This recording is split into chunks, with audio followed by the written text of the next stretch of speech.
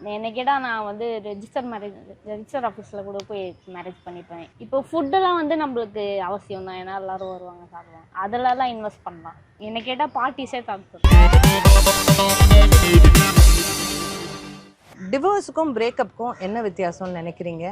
இப்போது பிரேக்கப்பும் டிவோர்ஸும் ரெண்டுமே ஒன்று தான். பார்ட்னர்ஸ்க்கு பிடிக்காம தான் ரெண்டு பேருமே பிரிகிறாங்க. அது மேரேஜ்ன்றது பெரியவங்களால பார்த்து பண்ணுறது. ஸோ வந்து என்னை பொறுத்த வரைக்கும் ரெண்டுமே சேம் தான். ஒரே அமௌண்ட் பெயின் தான் இருக்கும்ன்றீங்களா? ஆமாம் ஆமாம்.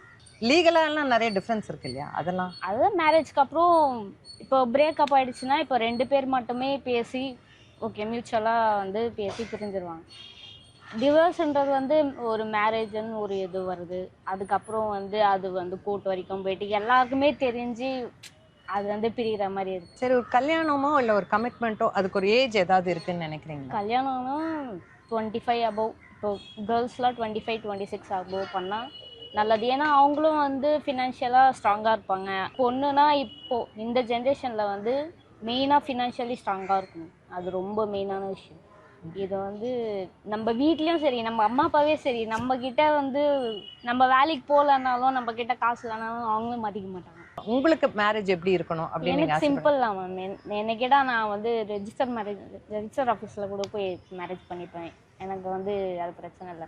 இப்போ வீட்டில் நான் ஃபஸ்ட்டு பொண்ணுன்றதால எங்கள் வீட்டிலலாம் ஓகே ஃபஸ்ட்டு பொண்ணு நீ, வீட்டில் ஃபஸ்ட்டு ஃபங்க்ஷன் வரும், அதனால் கொஞ்சம் இதுவாக பண்ணணும் அப்படின்னு சொல்லிவிடுவாங்க. ஸோ அதில் எதெல்லாம் அவசியமான செலவுன்னு நினைக்கிறீங்க, எதெல்லாம் அவசியம் இல்லாத செலவுன்னு நினைக்கிறீங்க? மேரேஜுன்னு வந்தால் இப்போ ஃபுட்டெல்லாம் வந்து நம்மளுக்கு அவசியம் தான், ஏன்னா எல்லோரும் வருவாங்க சாப்பிடுவாங்க, அதிலலாம் இன்வெஸ்ட் பண்ணலாம்.